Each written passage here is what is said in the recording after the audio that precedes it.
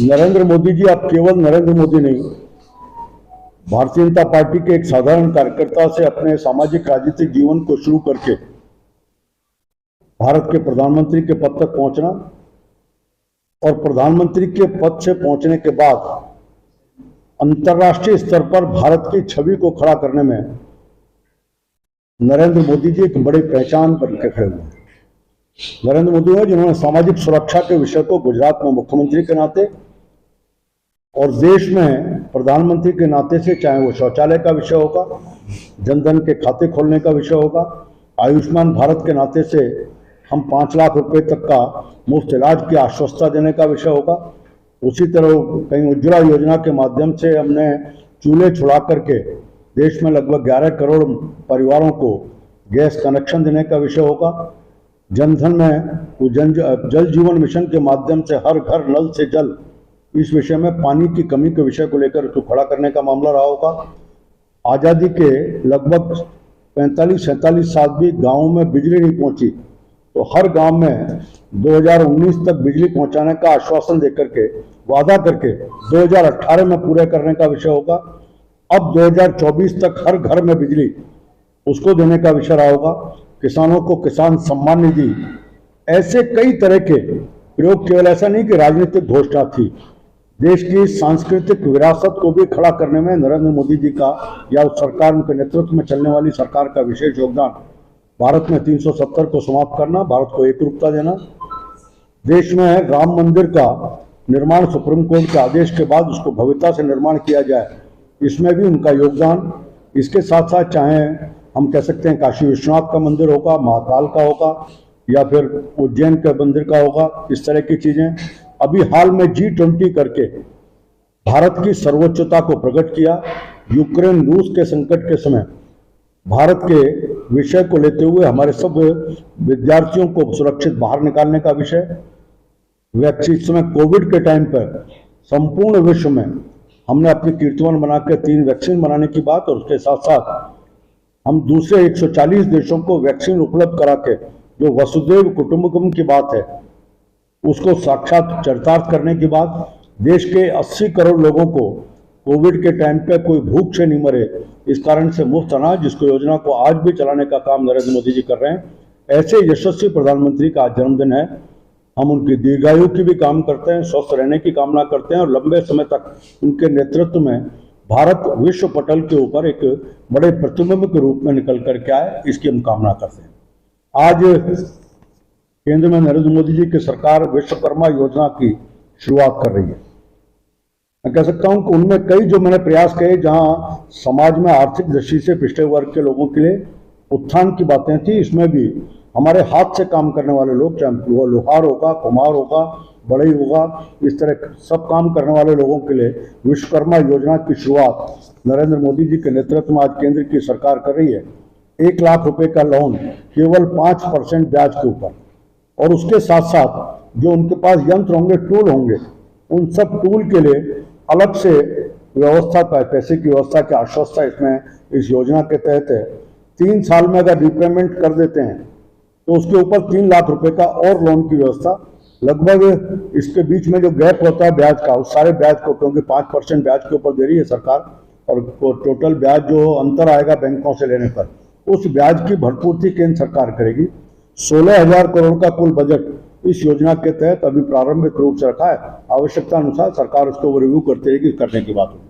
तो मैं कह सकता हूं कि केंद्र की नरेंद्र मोदी जी की सरकार जहां एक तरफ सर्व सुखी, सर्व स्पर्शी कामों को करने में लग रही है, भारत के गौरव को बढ़ाने में लग रही है, भारत की आंतरिक सुरक्षा और बाह्य सुरक्षा इसको सुदृढ़ करने में लगी हुई है, दुनिया के देशों के साथ संबंध सुधारते हुए, हमने वसुधैव कुटुंबकम की बात मैंने की, सुधारते हुए जिन लोगों ने भारत को कहीं टेढ़ी आंख से देखा, चाहे पाकिस्तान का विषय होगा, उसको घर में जाकर के उसके आतंकवाद को करारा जवाब दिया। मैं राजस्थान की बात करूं तो राजस्थान पूरी तरह से ये 5 साल का शासन, कुशासन, भ्रष्टाचार और तुष्टीकरण की भेंट चढ़ा है। महंगाई और बेरोजगारी चरम पर है। अभी 4 दिन पहले नेशनल इन्फ्लेशन इंडेक्स जारी हुआ है, जिसमें सबसे अधिक महंगा राज्य 8.6% के साथ राजस्थान है। और राजस्थान से 2% नीचे नेशनल इंडेक्स है। भारत का महंगाई दर 2% कम है और 8.6 के साथ राजस्थान पहले नंबर पर है। अभी हमने देखा कि कल ही अपने पेट्रोल डीलर्स ने अपनी हड़ताल को 10 दिन के लिए स्थगित किया है। देश में सबसे अधिक वैट राजस्थान में 36% के आसपास। कल भी कांग्रेस के कुछ नेता और खुद मुख्यमंत्री जी कह रहे थे, मध्य प्रदेश की तुलना कर रहे थे। मैं मुख्यमंत्री जी से कहूंगा और उनके मंत्रियों को अधकचरे ज्ञान के आधार पर वक्तव्य ना दें। एक बार मध्य प्रदेश का वैट चेक कर लें। मध्य प्रदेश का वैट राजस्थान से कम है और उसके बाद आपका सबसे अधिक वैट है। इस कारण अभी पेट्रोल डीजल में ऑपरेटर्स ने हड़ताल की है, उनका विषय भी इतना ही था। अगर ये राजस्थान की महंगाई कंट्रोल हो जाए तो नेशनल इंडेक्स भी कम होगा। तो ओवरऑल उसमें जब आते हैं तो उसमें कहीं ना कहीं स्टेट के इंडेक्स का इफेक्ट आता है। इसको करने के बाद देश में भाजपा शासित राज्यों ने प्रधानमंत्री जी की अपील पर सब जगह वैट में कटौती करके अपने अपने राज्य के लोगों को राहत दी है। मैं कोटपुतली में बैठा हूँ, आपसे हरियाणा लगता है बिल्कुल पास में लगते हुए, और हम सब जानते हैं कि राजस्थान में इस वैट के कारण से महंगे पेट्रोल डीजल के कारण सारे राजस्थान में लगभग 270 पेट्रोल पंप बंद हो चुके हैं। अपने यहाँ भी कोई पास का राज्य का व्यक्ति हरियाणा में पेट्रोल डीजल लेने जाएगा, यहाँ के लेने की जगह, इस कारण पेट्रोल बंद हुए हैं। ओवरऑल इफेक्ट इसका इस तरह का आ रहा है। करप्शन जबरदस्त है।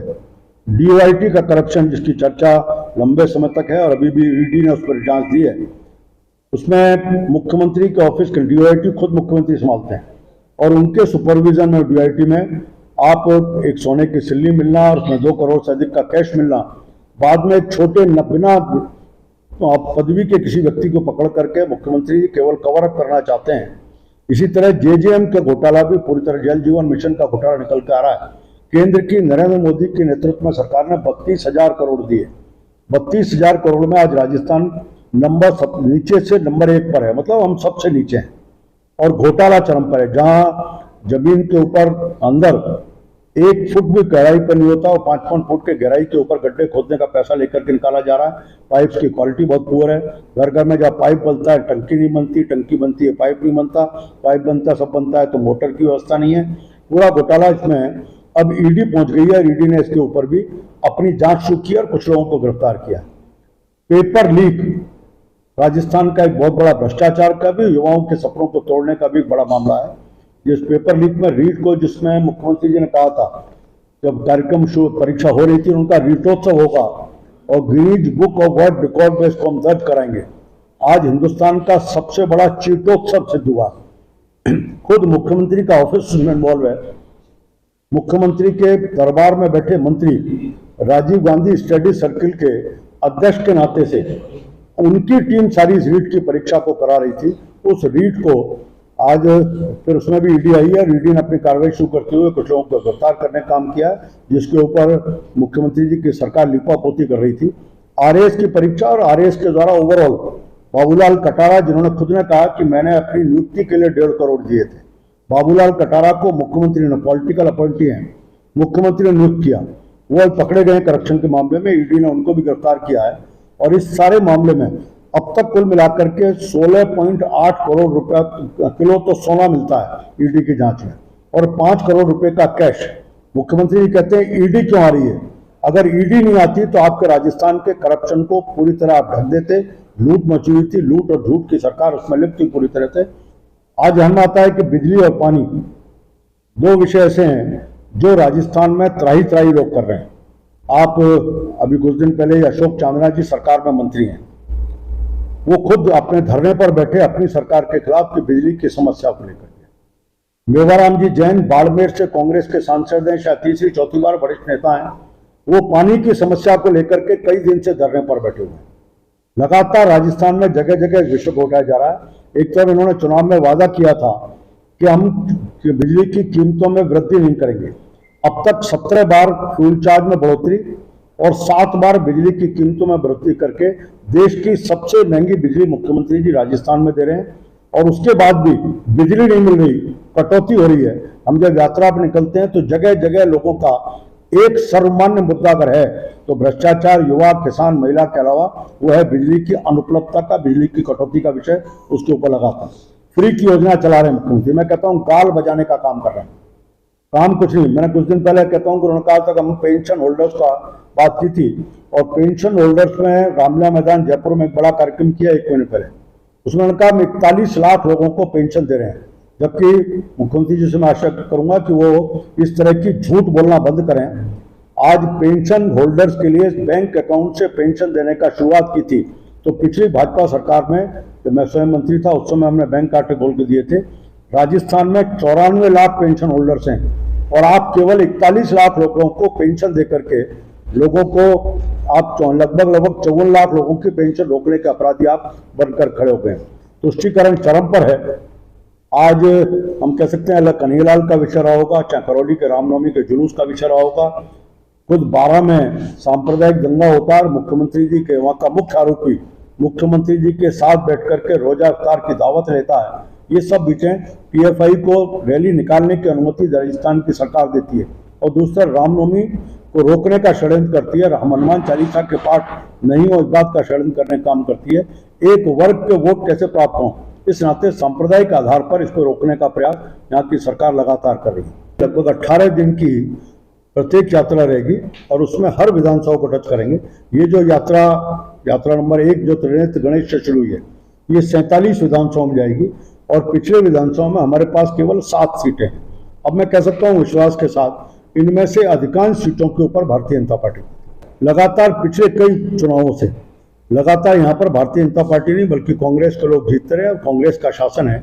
जिस प्रकार की समस्याएं खड़ी है, मैंने उन सबको जो भी बोला है, समस्या कोटपुतली में भी है, और कोटपुतली में लॉलेसनेस, कानून व्यवस्था जर्जर है, और पिछले 2-3 टर्म से देखें तो लॉलेसनेस की बड़ी समस्या है। यहाँ लूट का व्यापार है, पट्टों की जिस तरह की चीज़ निकल नहीं रही, लगातार कुछ वर्गों को संतुष्टि उनके देने की बात हो रही है। इस कारण से मुझे लगता है जिस प्रकार का कल स्वागत और सभा, भारी बरसात होने के बाद भी बड़ी संख्या में लोग थे, मुझे लगता है कि कोटपुतली के लोगों का भी मन है कि इस बार परिवर्तन होना चाहिए। अभी मुख्यमंत्री जी ने बिना किसी तैयारी के जिलों की घोषणा की है। जिलों के लिए जिस तरह की बजट की चीजें, इंफ्रास्ट्रक्चर की बात तो पूरी है नहीं। एक बार घोषणा हुई है, निकल के आने दें तब पता चलेगा।